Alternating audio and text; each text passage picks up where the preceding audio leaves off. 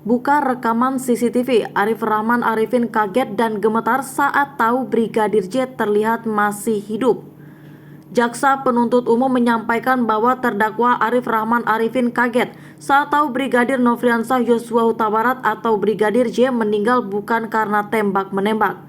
Hal ini disampaikan dalam dakwaan yang dibacakan pada sidang perdana perkara perintangan penyidikan atau obstruction of justice di Pengadilan Negeri Jakarta Selatan pada Rabu 19 Oktober 2022. JPU menjelaskan setelah terdakwa Arif Rahman Arifin bersama-sama saksi Baikuni Wibowo, saksi Ridwan Reki Nelson Soplangit dan saksi Cuk Putranto menonton dan melihat isi dari flash disk tentang kejadian yang telah direkam di CCTV tersebut. Saksi Cuk Putranto pun berkata, "Bang, ini Joshua masih hidup." Lalu saksi Baikuni Wibowo memutar ulang antara menit 17.07 sampai 17.11 Februari dan mereka lihat ternyata benar bahwa Nofriansah Yosua Huta Barat sedang memakai baju putih dan berjalan dari pintu depan rumah menuju pintu samping melalui taman rumah dinas saksi Ferdi Sambo, kata jaksa penuntut umum.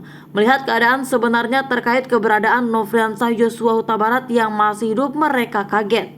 Akhirnya perasaan terdakwa Arif Rahman Arifin sangat kaget karena tidak menyangka bahwa apa yang sudah ia dengar beberapa hari lalu, informasi tentang kronologis kejadian tembak-menembak yang disampaikan oleh mantan Kapolres Jakarta Selatan, Kombes Budi Herdi dan Karopenmas Divhumas Brigjen Ramadan ternyata tidak sama dengan apa yang terdakwa Arif Rahman Arifin lihat pada CCTV tersebut.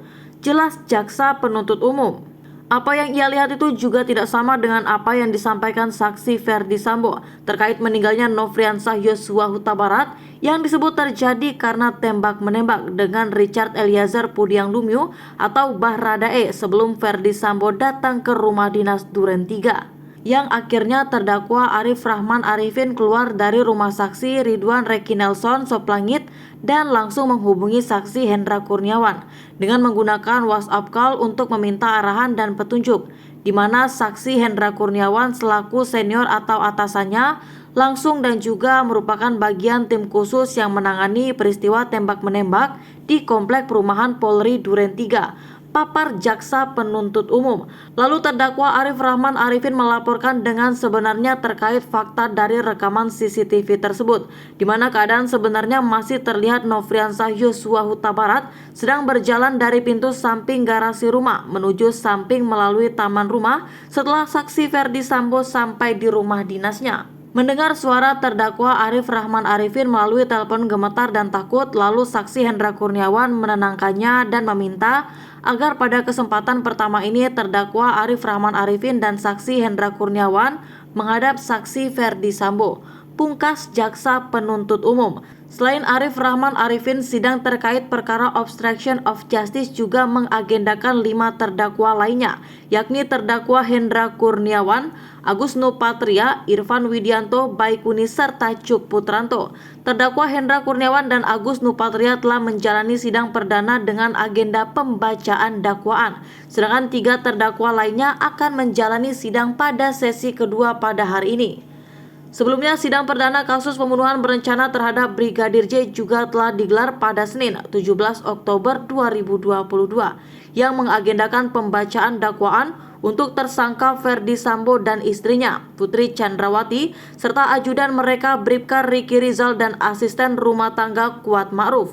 Kemudian pada Selasa 18 Oktober 2022, terdakwa Richard Eliezer Pudiang Lumiu atau Baradae menjalani sidang perdananya sebagai justice kolaborator dengan agenda pembacaan dakwaan.